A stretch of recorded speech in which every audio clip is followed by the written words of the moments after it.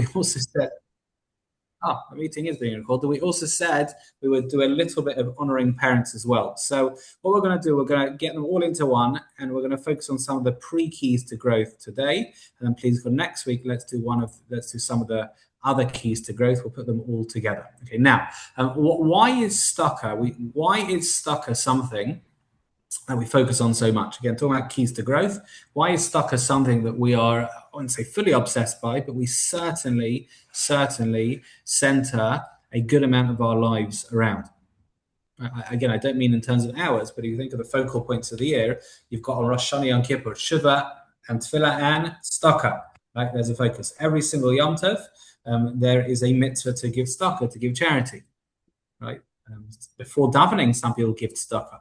There's a theme of giving tzedakah and extending yourself financially for others is clearly something that's a very Jewish motif. The world has it in various spheres. One could argue that Jewish people brought that to the world. Let's not get into that now. But nevertheless, why is that so central? Right? So normally the rule is, and it's the Chovas Halabavas' rule, the more constant in an obligation sense a concept is, the more it is crucial for our growth. Right? So something you only have to do once every year, by and large, is not going to be as crucial as something that you need to do every day. Right? Logic being, God created us, God, if you like, programmed us, knows what's good for the programming to continue functioning, and therefore made sure that we were tapping into that. And therefore, in terms of building blocks towards growth and keys to personal growth, the first one is going to be being able to extend ourselves. Now, next week, we'll get into perspectives that fuel that. But basically, you're talking about being able to extend and expand. And in a fiscal sense and in a mindset sense, that's what Tzedaka does. Tzedaka says you think that the resources that are yours are fully yours, but actually no, they've been invested with you, invested in you, and they're yours to help shape and guide and assist other people's lives. So with that in mind, the key, if you really value something, you categorize them. And if anyone collected stickers or anything semi-shiny or whatever in their youth, right, to an amateur sticker collector, they all look the same. You know what I mean? Oh, it's a bit shiny here, but I don't know, different sizes, maybe different colors, but they basically look the same. Someone who's really into their stickers or stamps or any given collectible, they're certainly not the same. Why are they certainly not the same? Because you value them. And the more you value, the more you can tell the slight differences between them, right? It's like if I would say, what's the difference between this share and that share?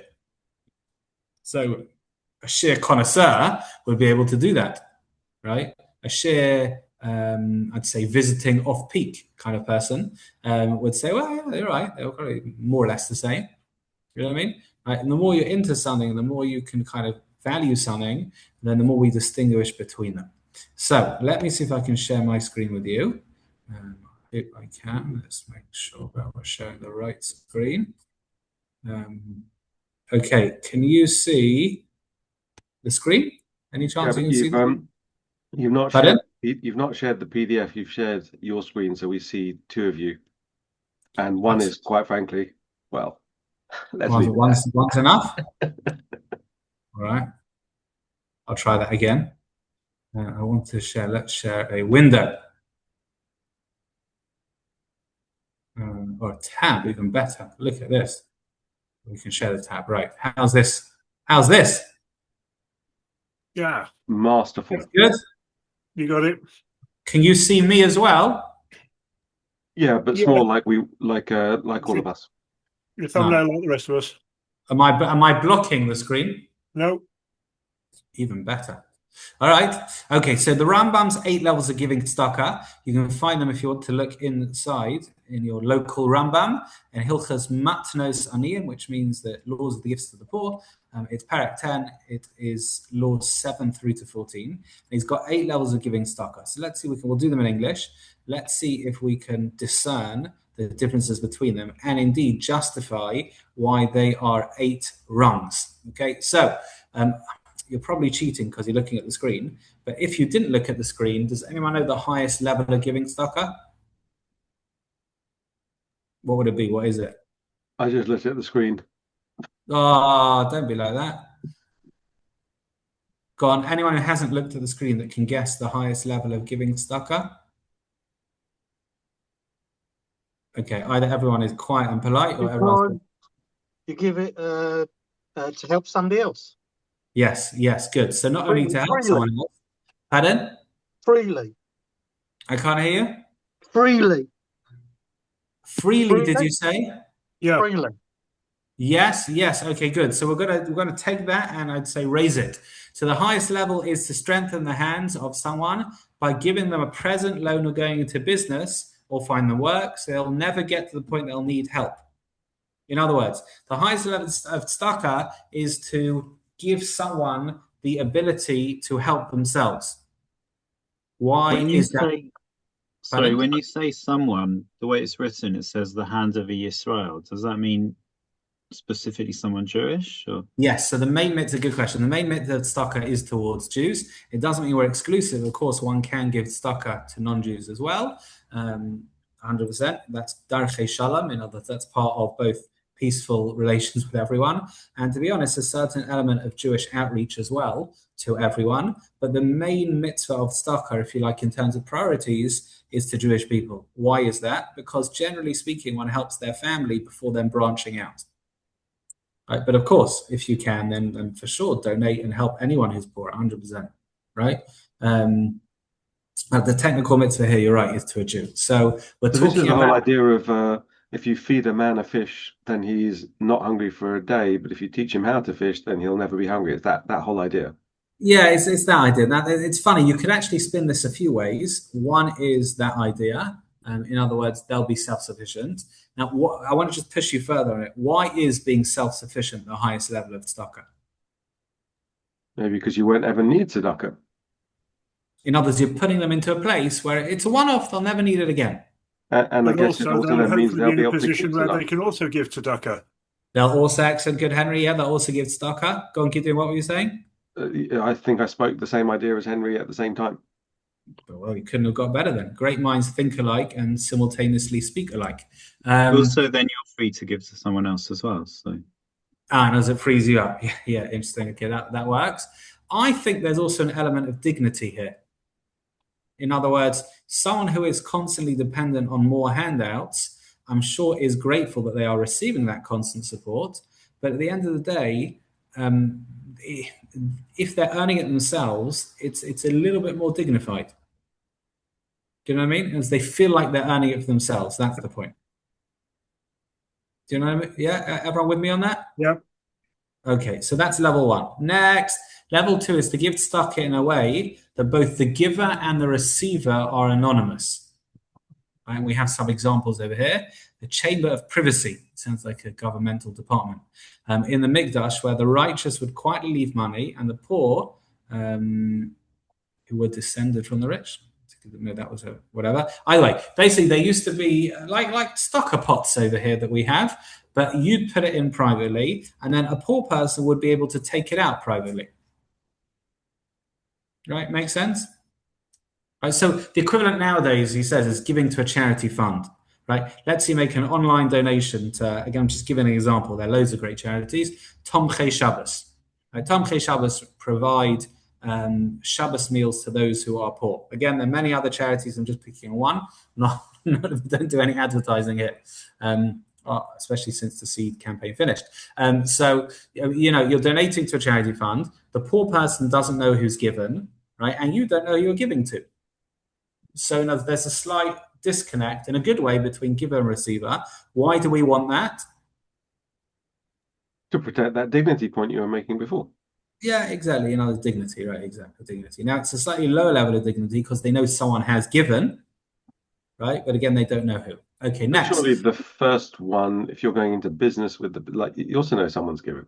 Well, you mean it's done in such a way as though the business partner says, I need you to make this work. Let's do it together, that type of thing. So they're... Yeah, I imagine it doesn't, I imagine it's not that the guy says to you, look, after the interview, to be honest, I really don't want to hire you, but I just went to this share and it said that the highest level of tzedakah. But even level one, you said there was options to loan or give a present. So surely you know the giver. So it's in that case, 100%. Between that and number two, like why is number one higher? I think because it's greater dignity. They're now set up. They're now set up fully. So wouldn't it be better to make number two but in such a way as though they're set up. Like, if you You gave could do, stuff, but then you'd be back to number one. Yeah, you could do. no, but Yeah, difference. Number one, the guy knows, the receiver knows who's. that's true, but it's more important that they're put back on their feet than they are that it's anonymous. You're right. If you can get to a point where it's them, doing it both anonymously and giving to the point they're self-sufficient, then even better. Okay. By the way, not for now, but Rabbi Pesach Krohn has a brilliant story, very cute. When he was younger, he lost his father at quite a young age, and he had to support the family age kind of 18, 19. And at some point, someone in shul came up to him and gave him a loan of $5,000, which is a lot of money in those times. Rabbi Krohn now is maybe 80 or so. So talking 50, 60 years ago. Anyway, so when it came time to pay back the loan, this fellow said to him, look, I was once in hard times, and someone in shul came up to me and gave me this loan, presumably not on Shabbat, gave me this loan, this $5,000. And I went up to him and said, okay, after a few months, and said, right, I can now pay it back to you. He said, no. He said, this loan, the condition is that you never pay it back. What you do is you find someone else who could do with that money, you give it to them, and then the chain continues. Isn't that nice? Yep. Yeah. Okay, next. Lower than this is when the giver knows the identity of the recipient doesn't know the giver's identity. Right? In other words, the giver knows, but the recipient doesn't. Okay? Then clearly lower than that is the recipient knows, but the giver does not know. Okay? In other words, that's more important. The recipient knowing is a greater breach, so to speak, of dignity than the giver knowing. Okay? Make sense? Okay, and there's some ancient examples here. Interesting. That's a bit weird, though, number 4, because so the recipient knows who's given, but the giver has no idea. So the giver's walking around, no idea that he's given to Ruvain. He knows he's giving. He knows he is given. It's not like someone's robbed his house. He knows he's giving. He just doesn't know to whom. I don't understand why Ruvain is has his dignity. He doesn't. Shimon has no idea who he's given to. He just knows that he's given.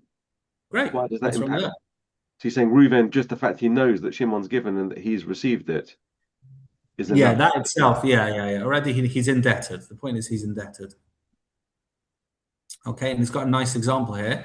They were to carry some form of stick or bag of money and allow it to fall from their cloak without seeing who takes it. Yeah, so there you are. Nice one. Okay, lower than this is giving before being asked. Right? In other words, you're giving and they know and you know, but at least it's before you've been asked. Lower than this is giving after being asked. Yeah. Lower than this is giving less than lower than this is giving less than what they require, but at least with a smile. Right? And the last level, but it's still a mitzvah, just not the greatest, is giving in sadness. Now, it's making the person feel bad. Now, I think, if you don't mind some contemporary commentary, I think that we are not always fantastic at giving tzedakah. I don't mean amounts, but I mean in terms of making people not feel great. Right? In other words, I can't look. Yes, I know there's stories of people who either ask for tzedakah, don't deserve it, whatever. I'm sure there are all those stories. I get that. I can't believe most people who ask you for money are like that. But I understand that there's some stories. I understand there's some reluctance. I understand there's some cultural differences as well. I totally get that. I get it. Having said that, anyone who's asking, we should at least make them feel good, irrespective of how much we give them. Right? I think that's quite important. All the times that you mentioned earlier where we're expected to give tzedakah, does that count as being asked then? That's a good question. I don't think it does, because I don't think it's a personal solicitation. In other words, these are times where Hashem says you should. This is where the recipient needs to. The recipient is asking. Yeah, okay. Yeah, I assume so. Is there a level lower than 8 where maybe you regret giving it? I seem to remember. Yes, not giving at all. No, joking. Well, that would be even lower, or maybe not.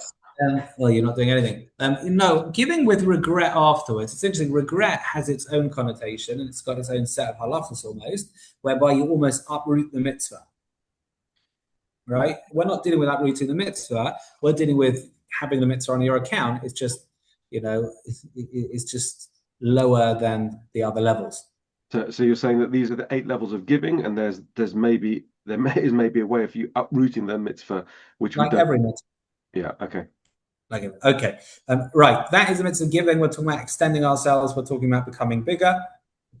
It's about reaching higher. Okay. There's one other thing. We are going to do this a little bit quicker because I did promise that we we're going to fully cover the topic, or at least start keys to growth, which we're fully going to talk about next week. But it is relevant because, you've got to start with roots, and we'll really do with this next week in terms of your own perspective, in terms of understanding who you are. So let's very quickly look at this mitzvah, honoring parents, kibbud harim, clearly featured in the, come on, help me here, 10 Commandments, that's what I was looking for. Okay, so the interesting thing when it comes to honoring parents, and we discussed this also in reference to the mitzvah of tzedakah, is that we would think it's purely an interpersonal mitzvah. Now, if you categorize it, you think, well, honoring parents is a thing you and someone else, interpersonal. What we're going to see is there's something very godly, divine-esque about honoring parents. So let's have a look. It says, Kabed es avich v'semecha, and it says, Kabed es Hashem mahonecha. In other words, honoring Hashem from your means and honoring your parents. The word covered es, or kabed es, honoring is used in both of them. Says the Gemara, Hishve hakosav kved av v'em kved amokim. Hashem, as it were, equates, compares honoring your parents to honoring Hashem. Interesting, right? More than that, we're told that there are 3 partners in a person's makeup: Hashem, your father, and your mother. And when you honor your parents, Hashem says it's as if I'm with them and you are honoring me. So again, there's something a bit divine. There's something a bit more than just social norms and kind of convention when it comes to honoring parents. In fact, so much so, and the Gemara continues and says, how far do you have to go to honor your parents? So interesting, we're learning a lesson from a non-Jew called Dama ben Nesina, fellow from Ashkelon, and the rabbis wanted to purchase something from him for 600,000 coins. That's not bad. That's the profit, right? And the key to this particular item was under his father's pillow, and he was sleeping, the father. And the son did not wake up the father to get the key to the merchandise. Interesting, no? Yeah, interesting. In fact, technically, the halacha is that kibbud av v'em goes so far, say that if a parent throws your wallet into the sea with your credit cards, you should not react angrily to them. Now, you can charge them, but you shouldn't be angry, right? And the question is, why is that?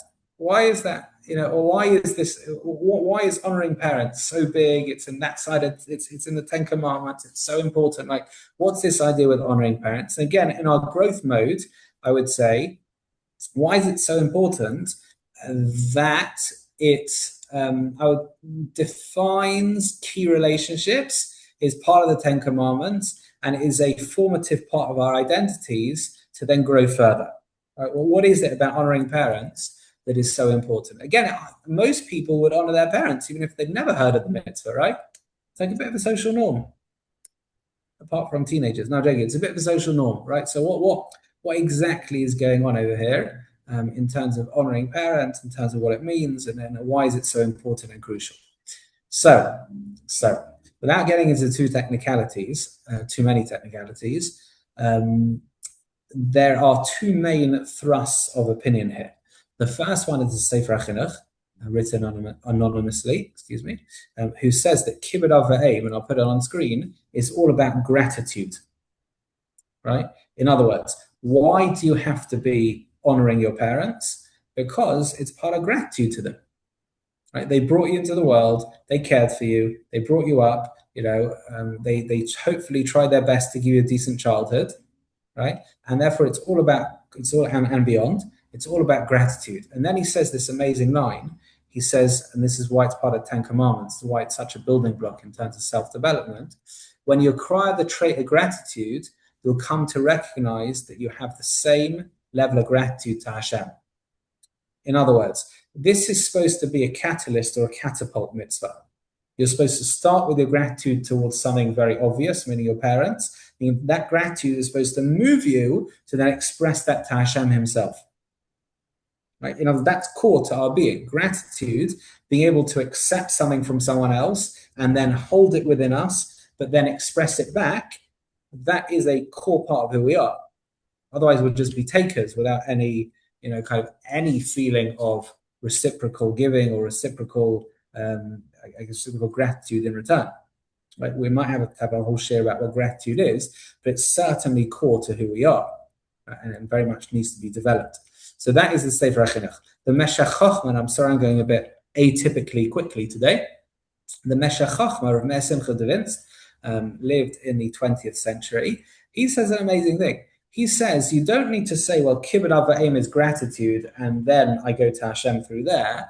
He says it's much more than that. And this we can see interestingly demographically. He says that your parents are the link in the golden chain that connects you all the way back to Mount Sinai. In fact, he says that's why we have quite severe punishments. And then if you realize for people who are not nice, we'll put it like that, to their parents. So, and if you know, you're not allowed to strike your parents, you're not allowed to hit your parents, right? Certainly not allowed to draw blood. That interesting fact, if a son is a doctor or a dentist, ideally they should not perform an operation or a procedure on their parents because they will draw blood. Ideally, if there's no one else around, then it's fine. What can you do? Right? They're not doing it to be mean. Right? But we're very, very careful. Cursing parents is another problem that's quite severe. Why? Because your parents are that link in the chain of Jewish tradition. Right? You will get your understanding of Judaism through your parents, even if they send you to school, right? But what you'll see in the home, or what you'll see in terms of their role modeling and their education, that's what will stick with you. Now, again, it doesn't mean you can't grow, but in terms of core identity and so many constructs, ultimately it comes from your parents, right?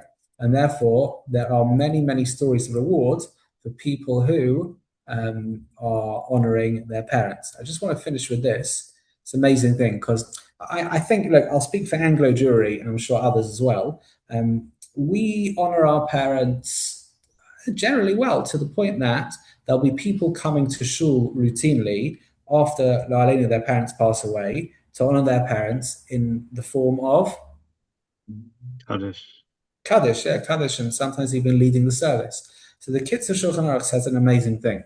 He says like this. He says, although saying Kaddish and prayers help one's parents, this is not the primary method. It's great and it's all good. Leading the davening, Kaddish, unbelievable. He says the main thing is that the children walk on the proper path, as in this way, they provide merit to their parents. In other words, saying Kaddish is but one way, and an amazing way, of providing merit to parents. The main way through this is legacy. In other words, if you can walk their walk, so to speak, continue in their shoes, they've taught you to do something and you're continuing their path, that's an amazing way of providing merit. It makes sense? Yeah. Okay, so that's a bit of a... Yes, sure.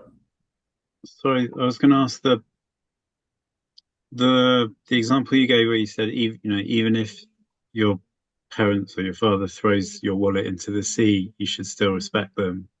Mm-hmm. Is there, and you said, you shouldn't hit them or draw blood or anything. Thank God this has nothing to do with me, but hypothetically, if, is there a limit to which you should sort of just, certain parents aren't worthy of respect?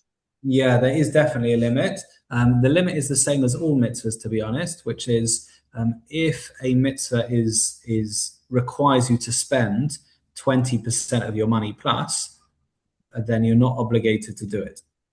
I think that's the amount. Is that 20%? Maybe 33%. I can't remember the exact amount. I think 20%, right? Now, obviously, that's not purely a financial calculation. It's also in terms of emotional, right? So if in honoring a parent, it would affect you to the point that you just can't, whatever it is, right? They're abusive or emotionally manipulative, and it's a genuine thing, and it genuinely disturbs you in a real sense, then technically you would not need to honor your parents. It doesn't necessarily mean you can hurt your parents, right? It doesn't mean you can suddenly strike them and draw blood, but some of the mitzvahs of honor, you'd be exempt from under the normal mitzvah rules, 100%.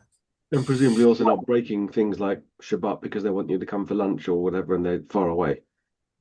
Pardon? you couldn't honor them by and insert Yeah, yeah. break Shabbat or things like that. Yes, so like every other mitzvah, it has its framework. You wouldn't be required to honor them if in doing so you'd be breaking another mitzvah. Right? So let's say they would tell you, what would give me the best honor is if you ate on Yom Kippur. Right? So firstly, it doesn't give them any benefit anyway. So it's a question as to whether they can obligate that. Right? But you're not obligated to break another mitzvah to facilitate. Now, if you're in that position, obviously there are ways to maintain the relationship, please God. But in terms of strict halacha, you wouldn't need to break a mitzvah to do kibbud avayim. Right? Okay, right. That is where Sorry, we can I are. just ask one question about the relationship between two mitzvahs then? If a parent then asks you to do something which would stop you doing another mitzvah, is that, so you're obeying one, but it's stopping you doing something. I don't want you to go and give that person some charity. Right. So that totally depends. If they're saying don't do a mitzvah whatsoever, right, then you don't need to listen to them. If they're telling you something which in listening to them you may not have time to do another mitzvah, that's okay. So for example, you're sitting and studying Torah, right, or whatever it is, and they say, can you please sweep the floor, right? So in sweeping the floor, you will miss out on those 3 minutes of studying Torah. Right there, you'd be allowed to do so, right? Depending on your level of sweeping expertise, right? It's a sweeping statement. But if in a case where they've directly told you, no, I do not want you to do a mitzvah, then you wouldn't technically need to listen to them. Now, again, you'd be wise to maintain the relationship. You'd be wise not to engage in theological discussions, depending on a relationship already. But in terms of strict line, kind of based on halacha, that's where it is. All good? Okay, thank you. Okay, very good. Thank you. Thank you. Everyone should have a good week. Again, what we're doing next week, I want to actually finish with a slight question, sorry, very quickly. Right, we're going to look at building blocks for growth and achieving potential. What I want to see if we are keys to those areas. What I'm going to ask you first thing next week, so I'll ask you now as a prelude, is what do we feel is the greatest aspect that contributes to those two areas? So what's the thing that causes us to reach potential the most, or what's the thing that hinders it the most? Okay, that we're going to start with. Please go next week. Good to see everyone. Thank you. Enjoy. Thank you. Bye-bye. Bye all.